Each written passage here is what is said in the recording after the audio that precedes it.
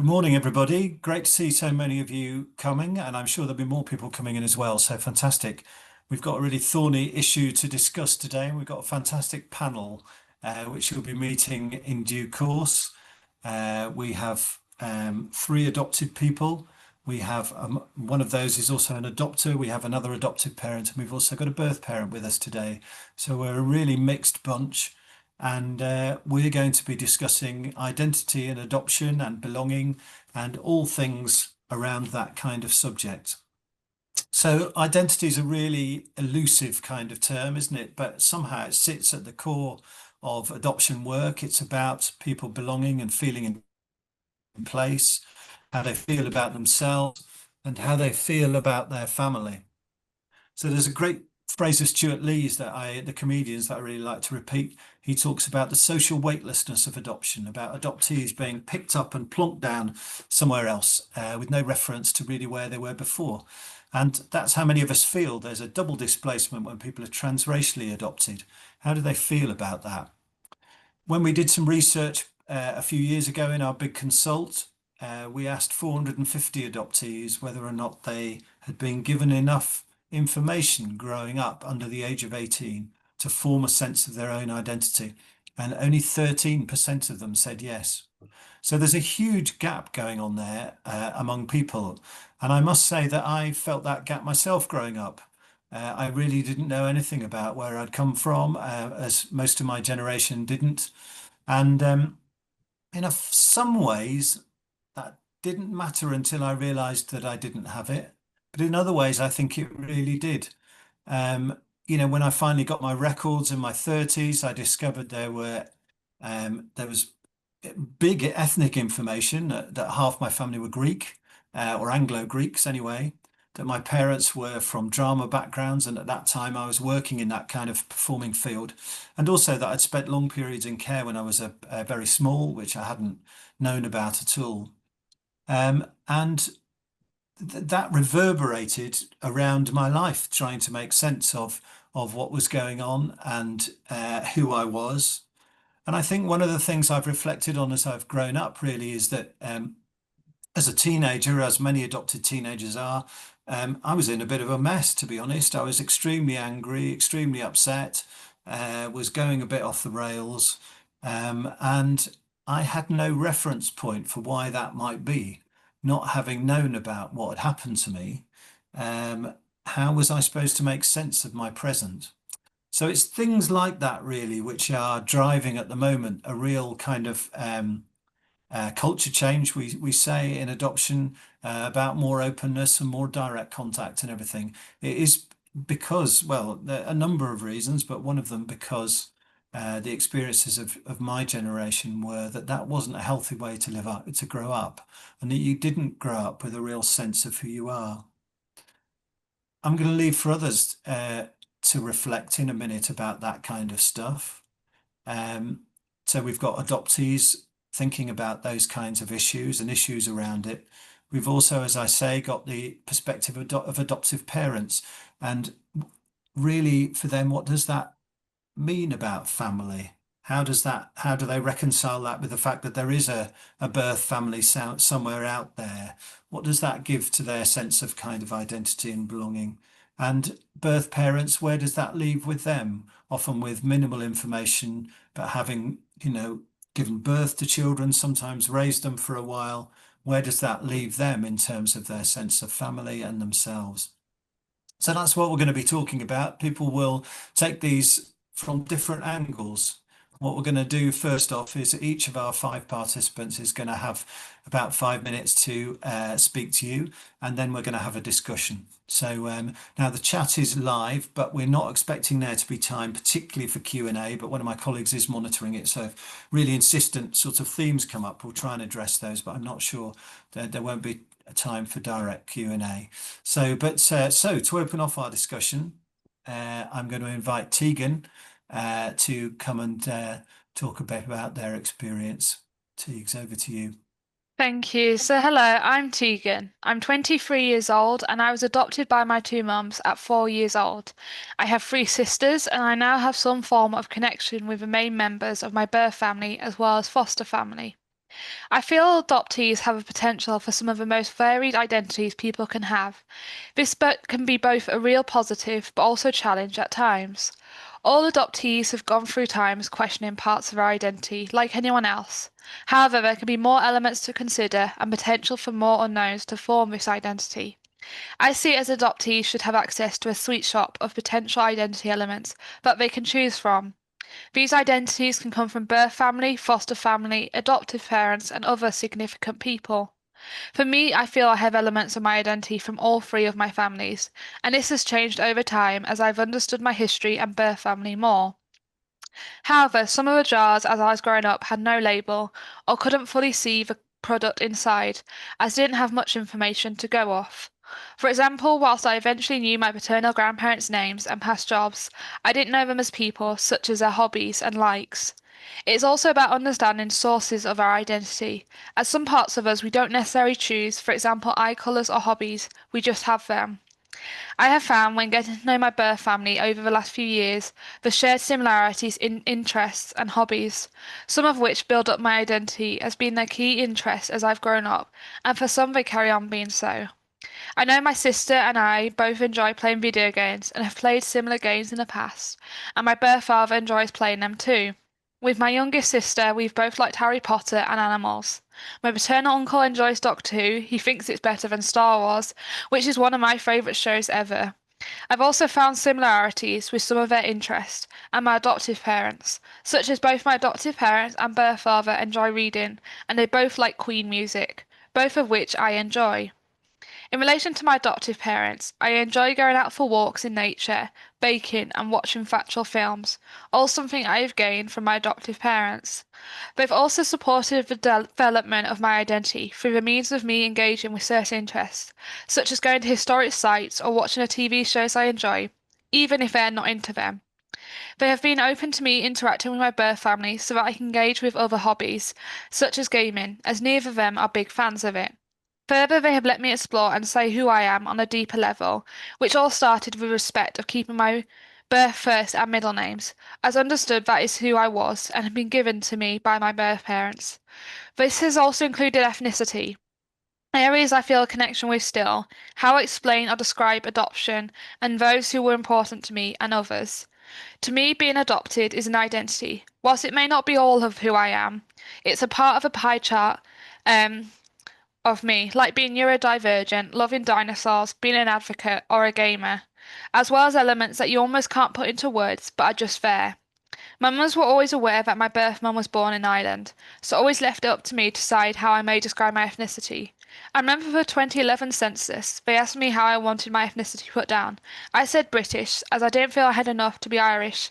However, what I take from this is how my mums gave you a choice. Finally, for my foster family, I also have elements of my identity. I feel the biggest I still say to people is that Hull is one of my hometowns, along with York, which is where I moved to when I was adopted. Despite saying all this, doesn't mean it has always been easy or straightforward. There's been complications, confusion, and questions of is this valid?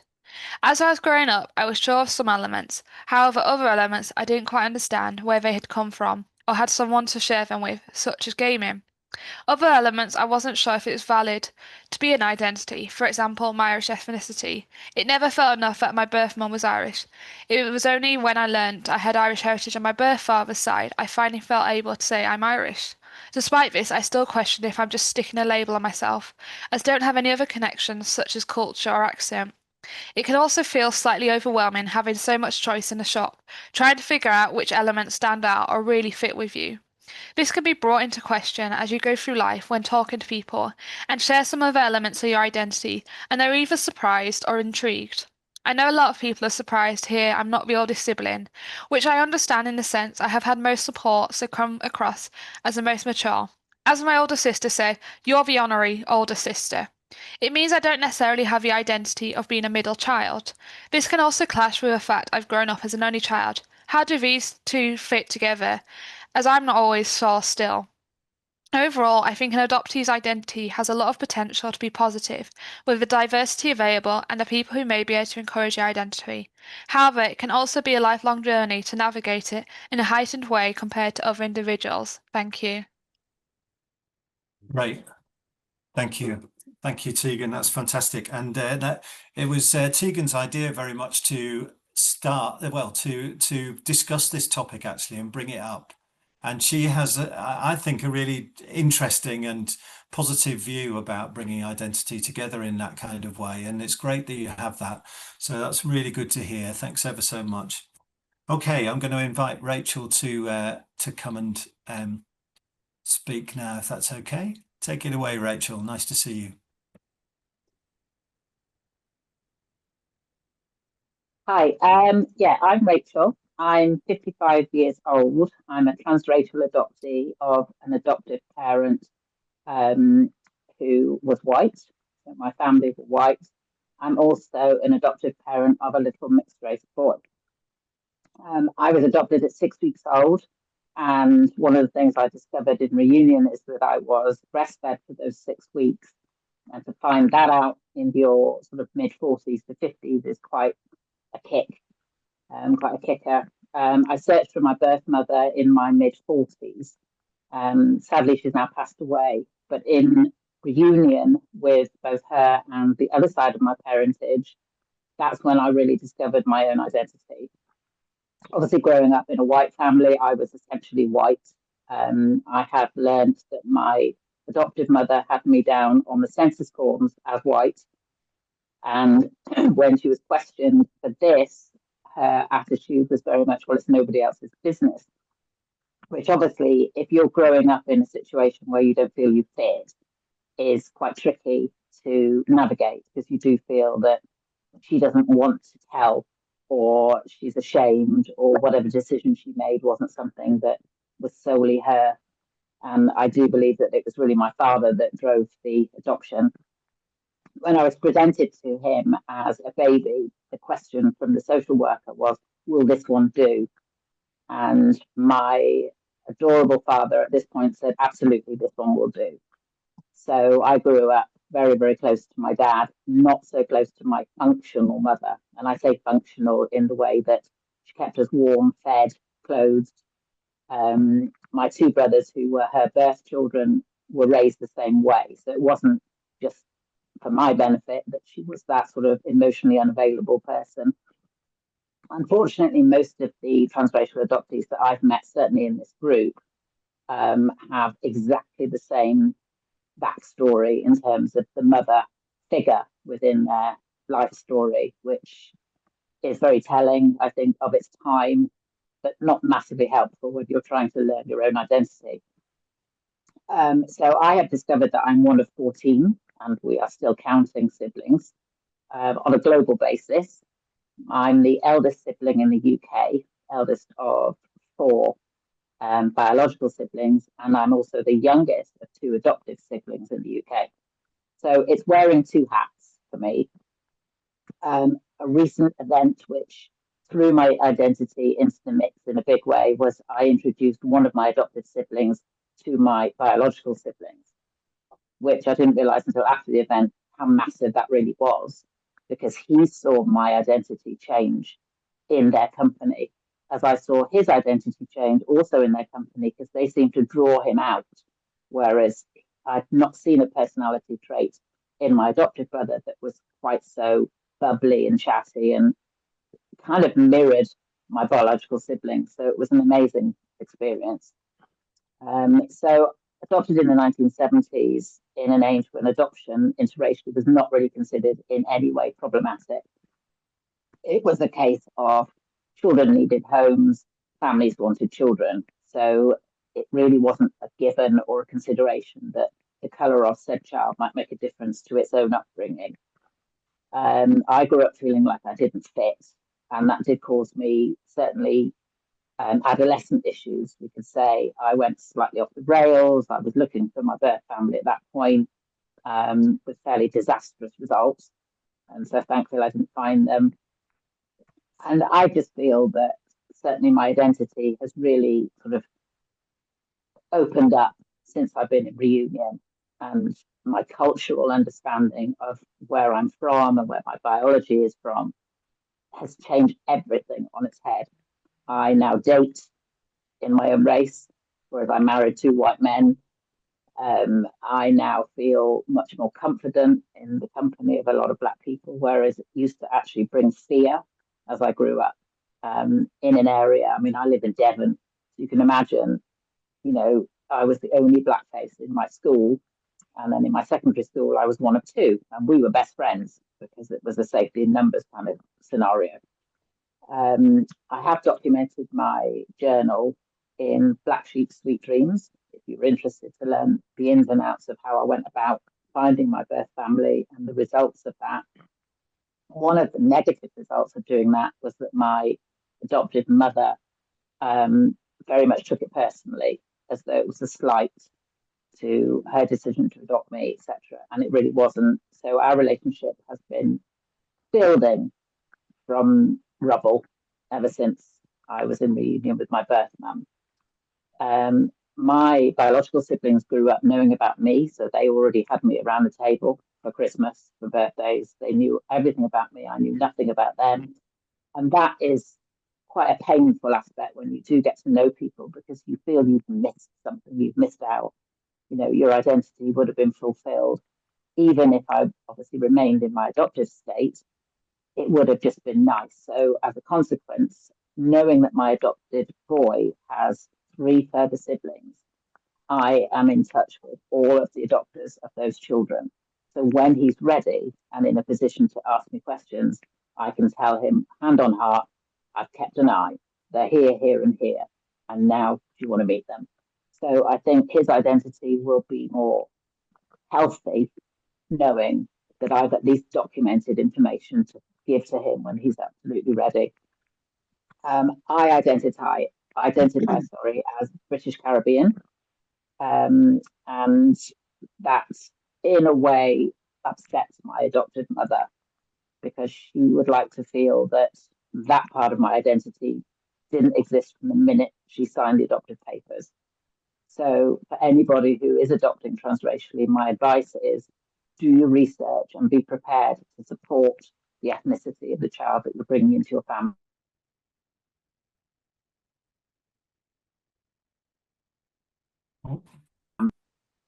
Have you frozen there, Rachel? Are you still there? Oh, you're Yeah, there. I'm still here. Okay. Great, fantastic. Rachel, thank you so much. That's so powerful listening to you, actually. And I've heard those feelings brought by other transracially adopted people. So I think you're very much not alone, as you well know, in feeling that way about it. And as well as that difficulty, you know, you really outline that when there is some kind of conflict, if you like, between the adoptive family and the birth family, which your mother represented, that also is not helpful. And it's great to see you carrying that kind of openness into the way that you're bringing up your children. So anyway, we'll come back to some of those themes, and I'd like to invite Chris, please, to come and speak with us. Hi, hello. I'm Chris. I'm a senior citizen, and I was adopted many, many years ago. The difficulties I and many other people had who were adopted in the 50s and to a certain extent in the 60s seem these days to be almost preposterous and most likely to be irrelevant to people younger than us who have found themselves coming about through similar circumstances. Well, that's because society today is different. It's more open, it's more honest, and it's perhaps a little more understanding. But the stigma of being adopted back in the 50s was a profound one, and adopted children from that time had to live through a lot of the uncomfortable issues it brought about. Well, actually, the stigma wasn't about being adopted, it was about being illegitimate. Society in the 50s was tight, inflexible, and not doing the right thing was unacceptable. The pressure put on unmarried mothers back at the time I was born was immense. My birth mother was from a religious family, and religion played a huge part in many lives back then. People got married and went on to have children. Having a child outside wedlock was unforgivable. It was taboo. How could a young woman behave that way? It was sinful. And if you were found to be sinful, you were castigated. So there was great pressure to conceal wrongdoings. My conception was morally reprehensible. And for some reason at that time, the implication frequently that the child would be as errant as the parent. In my instance, so much societal, church and familial pressure was put on my birth mother that not only did she have to give me up for adoption, she lived her entire life with the shame of others imposed on her and never telling her subsequent children that they had an elder brother. At 6 weeks old, I was adopted by a lovely and loving couple who had always told me as I grew that if I wanted to know more about my birth mother, they'd tell me, but I didn't like to ask. I knew from the world around me that I was considered lucky to have been adopted by such nice, kind people. And the last thing I wanted to do was offend them by showing any interest in my real mother. That would have seemed so rude and ungrateful.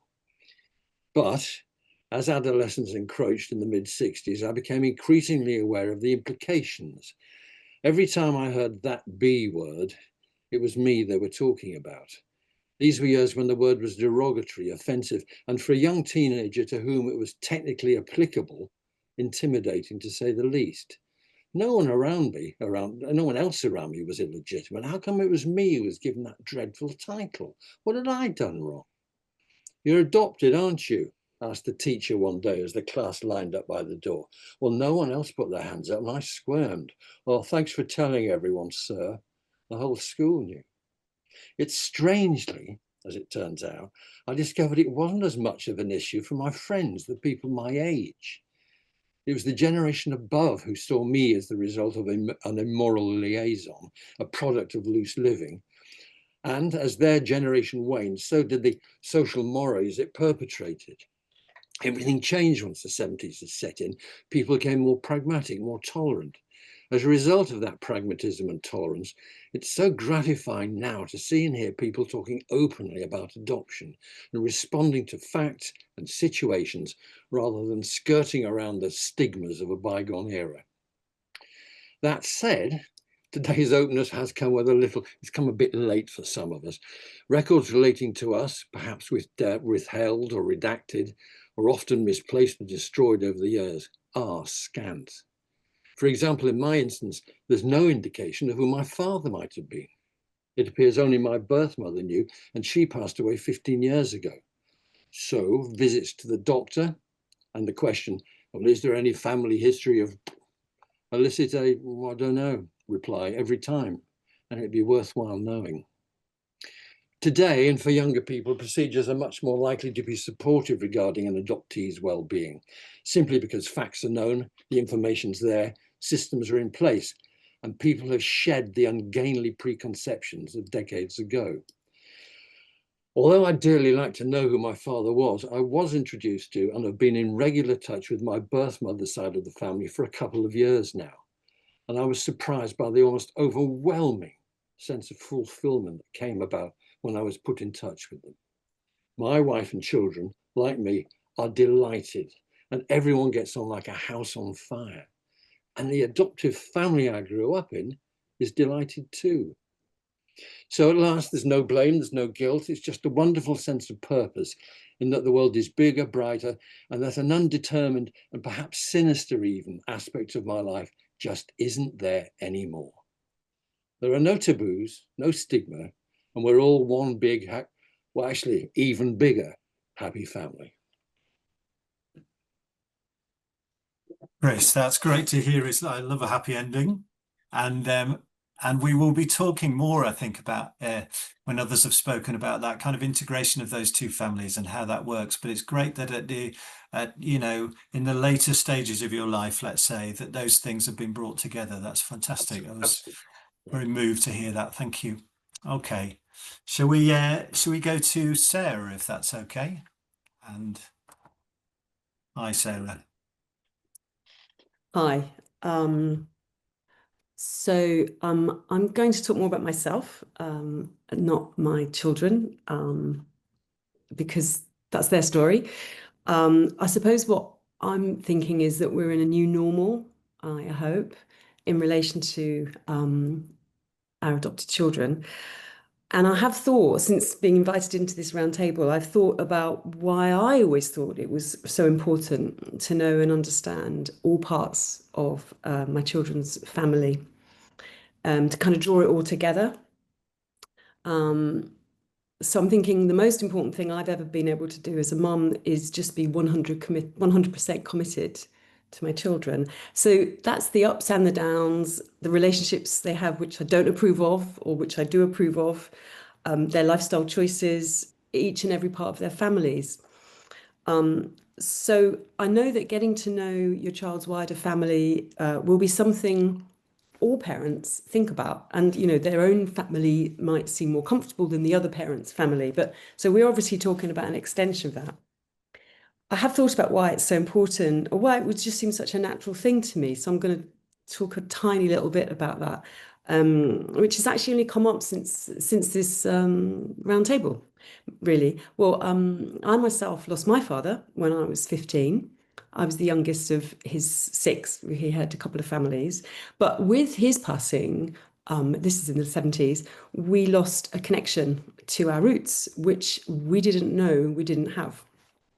So he didn't really share very much with us in his lifetime. I mean, like even basic stuff, like he, a divorced Jew, married my mom, very Christian, like from Plymouth Brethren background. He was Russian, Yiddish speaking, and he was born after the family fled Russia, settling briefly in Paris. I don't think he ever felt safe, and he never felt secure, especially after the war. He was older. So we didn't know we were different, like we didn't look, well, we kind of looked different, but not very different. But we were treated differently. There were some like odd comments, hints that just made you feel like you shouldn't really be where you were. I know it's tiny. It sounds a bit odd. Like I used to hate my name because it's hard to spell. People would ask where it came from. And really, it's only like really in the last few years, I'm 63, that I have understood the importance of this, and for my sibling too. And I realized it was just this sense of not belonging somehow, but it didn't seem right because like we did belong, it seemed. But my parents, I think, were quite idealistic, and they thought they'd just ignore all religion. And that was the answer to their mixed marriage, or it was seen like in those days in the 50s. It's very mixed. But you do feel it. So somehow I think that just left me understanding, without even knowing I understood it, it was really, really important to know everything, good, the bad, the wonderful and the ugly. So that means the whole of my children's family has to be visible and known. So it has been challenging because actually it's a huge step into the unknown.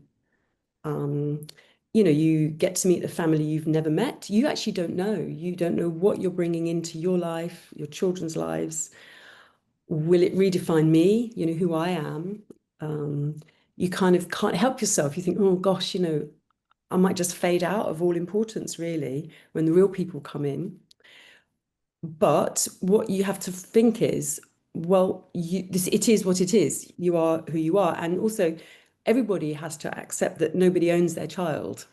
You can't control them. You shouldn't want to control them. And that identity is fragile and delicate. And your job is just to kind of help it, or not hinder it at least.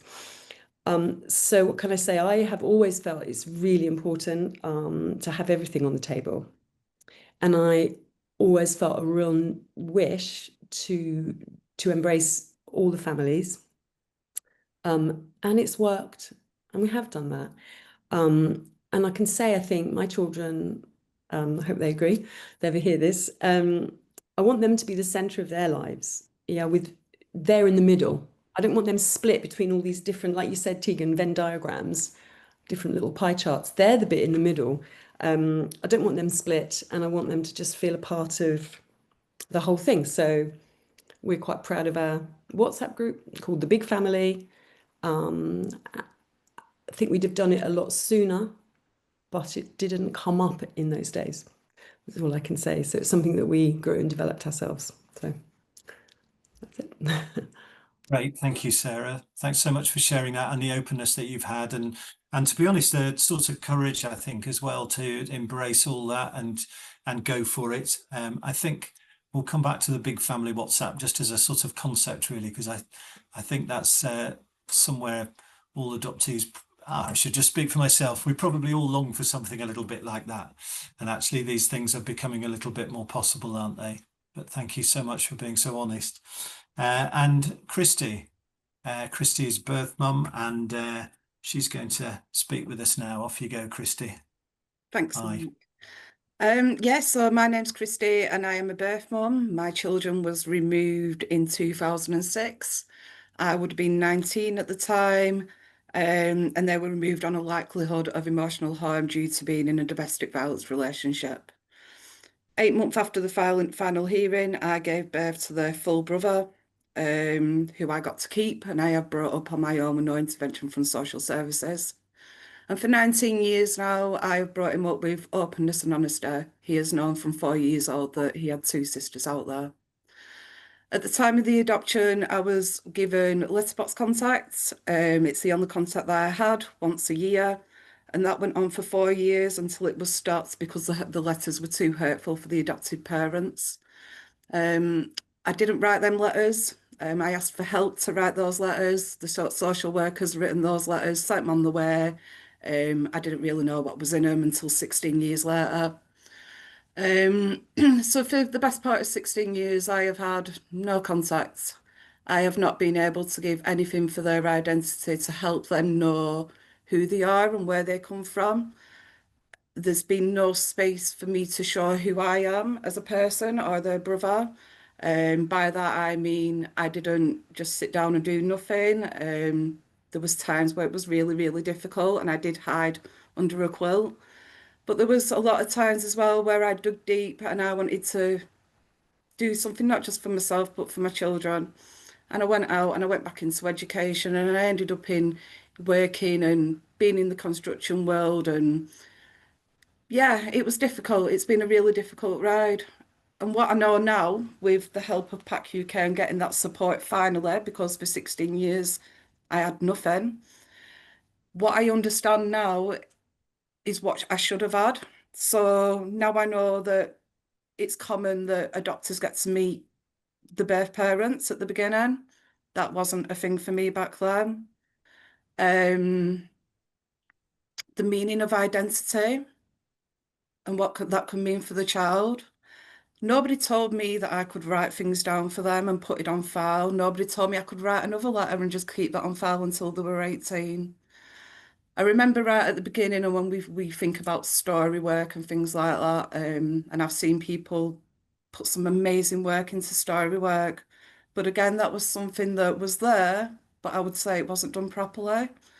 So I was given a disposable camera and I was told to take pictures of those that would be closest to the children, and that was it. Nobody asked me questions about me, of who I was as a person. And going through life, nobody knows what I grew into and what I became of me. My children don't know anything about me. They don't know nothing about their little brother. And he, the other side as well, he doesn't know anything about his sisters. And that's plays a massive part on him as well. You've got to remember he's been a child throughout out of all of this. It was never his trauma to carry, but unfortunately it has affected him. So yeah, it's not easy for birth parents. I wish that I could say more, that I could give more for my children, but I feel like that was all taken away from us. And I wish what I know now, I knew then, or else or else there was somewhere that I could go for information that could have told me that actually I could have played a part in my children's life from afar by putting things on them records. And there was things that came up in life, medical history, that really then children should have known about. Thankfully, everything turned out for the better. It wasn't as bad as we thought it was, but it could have been. And if it was something that was hereditary, that would have been a massive worry for me. Not being able to tell them children, and again, not knowing that I could have rang the social services and put that on file. So yeah, I wish I could tell you more from a parent's perspective. It's really, really difficult for us because we don't get a say. But yeah, thanks, Mike. Thank you, Christy. Yes, very eloquently put as usual, and you do so much advocacy and speaking work around birth parents with us and other organisations that you are putting your voice forward, which is really great, because actually what I hear from you is that actually you were just written out to the picture and you didn't feel that you had an identity because of that. So yeah, very powerful to listen to that. So can I just bring everybody back now? Could we just have everyone on camera, please, Jin? That would be great. Thank you. Thank you. So what I mean, others will pick up other things. What I'm picking up some common themes here, really, as well as the kind of loss around adoption, is about trying to integrate those different bits of life. Tegan talked about the sweet shop, but actually, when we bring that into focus and we start looking towards the openness agenda and all the rest of it, actually, what we're thinking about is more the how do we bring those two families together, both in our minds if we were adopted, but also practically speaking. And how do we bring that into our lives? When that doesn't work, we get situations like Rachel's, where her adopted mother sounded very hostile towards the idea of birth family, and similarly situations with Christy where she is kind of written out of the picture, really. So can we just talk for a little bit about that integrating of the two families? I know that when my son was little, we had a kind of naming christening type thing for him, and I was in touch with my birth mother, and it seemed daft not to invite her. So my two mums were in one place at one time, and it was extremely stressful for me. But I'm really glad that I did it. There was something about that, wanting to sort of bring together the two aspects of my life. I just wondered what anyone else has to say about that from any perspective, really, that kind of bringing together or two families. Yeah. I think what we're thinking about is what is in more contemporary adoption. Can we move to something which is better if we're going to go on with adoption? So I suppose that's partly where my questioning is going. So does anyone on the panel want to just respond to Cara about that? Yeah, I will. I agree with her entirely about the sort of romantic notion of bridging the two families. It's not uncommon, certainly in transracial adoption and most adoption, I think, where the guilt that the adoptee carries in terms of, does it appear ungrateful? I was rescued. The life I would have had would have been so awful that I should keep my mouth shut and be, show the gratitude. Whereas my argument was always, had my mother not adopted me, someone else would have. I was up for adoption. So, ultimately, I had no choice. It wasn't a decision that I made in the womb. It was a decision made for me. And it's the biggest decision anyone could make for you outside, say, an arranged marriage. When it came to me introducing my adopted brother to my siblings, that was on the back of a slight from my adopted mother, who reminded me that I have other siblings in London, not just my biological siblings. So I said, okay, fine, not a problem. I'll see them all at the same time. She didn't like it. Her narrative was, oh my God, now this, my flying monkey is kind of stepped out of line. She felt very affronted that I took her literally and said, absolutely fine, I'll bridge that gap. And it went swimmingly. And that's something that I think she thinks I should apologize for, even though it was her suggestion. What Cara said about the sort of fairy tale notion of the two families bringing together, sometimes I don't think that would be very healthy, because there could be some envy, even on the biological side, that my siblings are gutted that they didn't see me growing up. So they had a lot of questions for my adopted brother. They wanted to know what I was like as a little girl. When did I learn to ride a bike? How come I can swim and they can't? All these different things that make me white on the inside and black on the outside.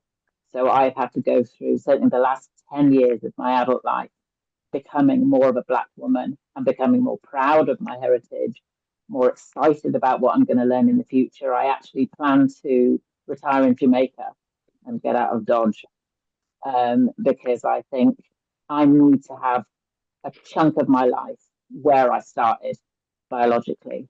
And if that's at the end of my life, then great. I'm going to sit on the beach, smoke ganja and drink cocktails. Quite happy.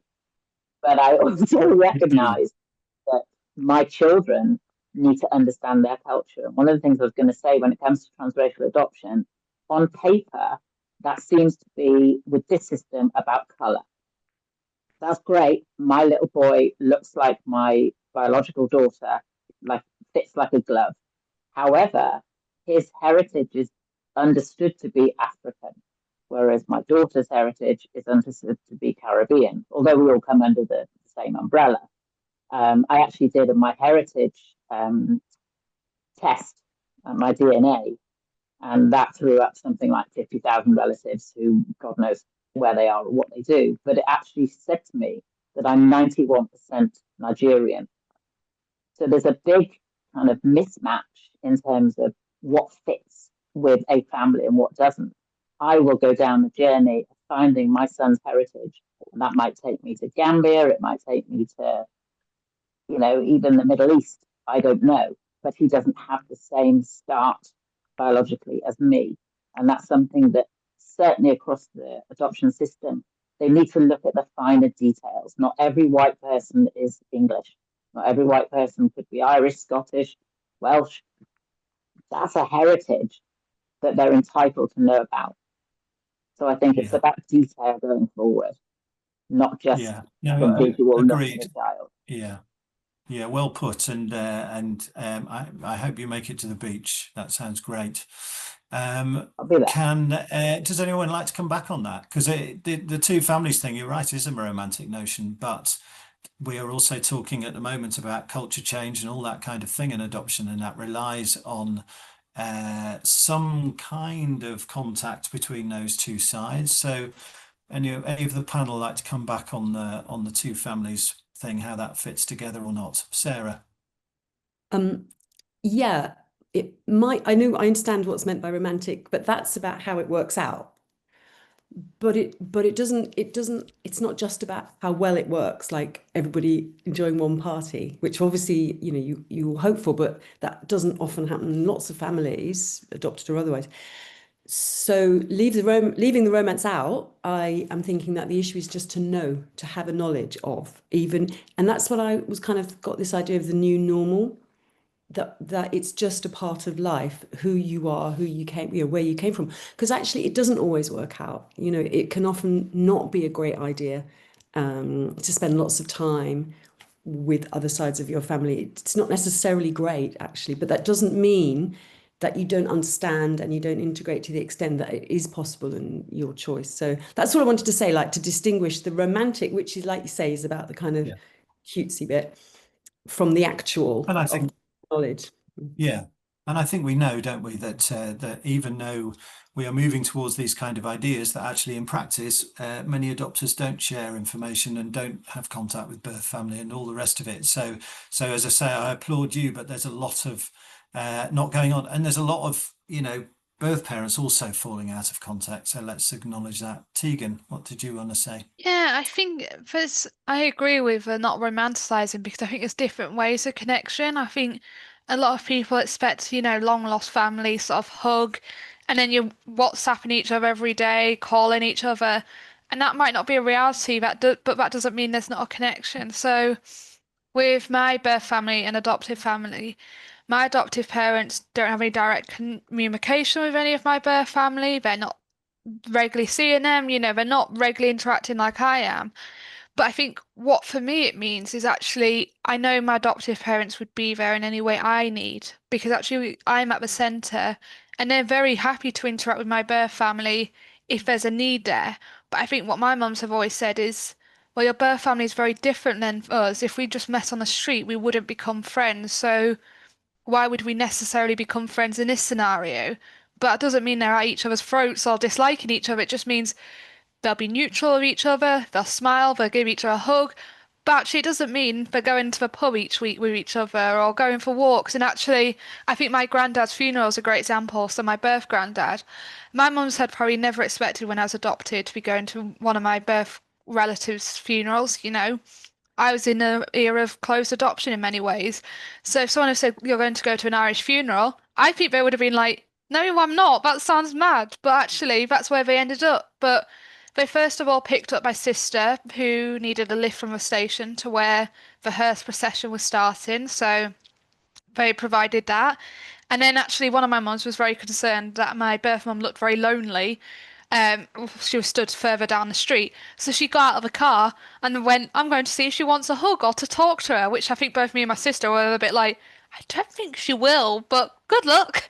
But I think it was just that thing of my adoptive parents were just trying to provide in that moment the support to my birth family, but also be there for me of like, actually, this is a really important day for you, so we're going to do what we can for you and your family. And I think I always know, they're always offering that, look, if your sisters ever need anything, just let us know. We'll try and support in whatever ways, even if that's a roof over their head. Like, at the end of the day, they're your sisters, they're your family, we get it. And so I think, as I say, they're not about to go out and have a real party with them or social activities, but it's just that understanding of this is where you come from. And I think, again, at my foster carer's funeral, one of my mums went with me. COVID restrictions meant they both didn't come. And we were stood waiting outside for the hearse to turn up. And actually, my mum just turned to me and was like, do you feel like you're home? And I instantly went, yeah. And I think that's just a really special moment of just showing actually getting that real respect from my adoptive parents of this is your space, this is your home as well as much as ours. And to me, that's the linking and the connection of these two homes almost, or these different identities or identity spaces coming together and each side being supportive of that. Because as I say, birth family are also supportive of my mum's turning up and stuff, When they went for funeral, my birth family were giving them hugs or saying hi to them or trying to interact. And again, it was probably a bit awkward because, they're not the sort of people that typically talk to each other. But there was an effort on both sides to be like, oh, hi, how are you? All of that. So I think that to me is connection. It's not the need to be social, but when times are tough or there's that time for that connection. And I'm sure if there were celebrations, both sides would also equally do that as well. Yeah. So I think to me that's what connection is. I have that connection, but both sides are ready to step in if needs be or wants be. I think you've put that way more eloquently than I did. Well said. I'm just wondering if Chris or Yeah. Christy would like to come in. We've got 5 minutes or so left, and Yeah. yeah. My story, as you said, it has had a very happy ending. But when I started the investigation, I left it late. I really did. It was COVID when I suddenly thought I'm going to have to do something about this and find out where all my, where I really originally came from. I never for one moment even considered I might have brothers and sisters. I just wanted to know where I'd come from. As a result of that, the added bonus is finding out, well, it's very, very sad to discover that my birth mother had gone with no information whatsoever about my birth father, but I got a brother and 3 sisters. And that was what a gift that was. Absolutely wonderful. But and we do all, as it happens, get on together. We've got so much in common. 3 of us have had the same career paths, which was incredible. We worked in a very specific area.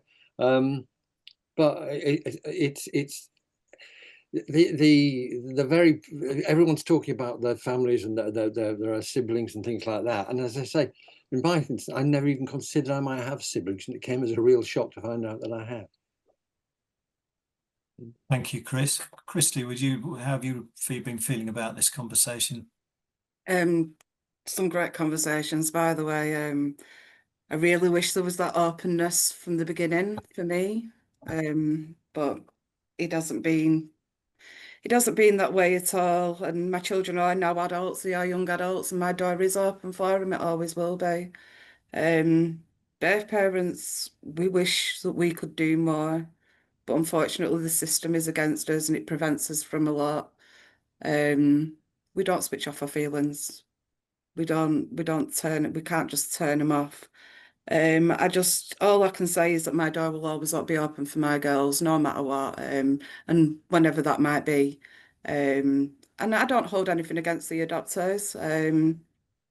I just wish that they could come to me and see me who I am as a person and meet my son. Yeah, just wishes and hopes. Yeah. And in the last few minutes, wishes and hopes around this. Where do people think we're going?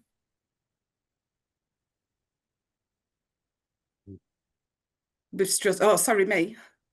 Well, any of you really. I think with the new strategies and the recommendations that have come in over the last few years, things are slightly changing for the better. The openness is massive, and we're not saying that, you know, go in there and have contacts every day. Safety must come first, always, and it can be built on. It can start with a letterbox, and it can start, and then it could progress to maybe email contacts and maybe a video. And maybe in a few years' time, when you know that their family have settled, or maybe even moved on like I did, that contact could become more.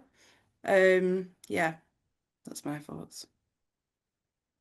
Anyone else hopes for the future on this kind of line?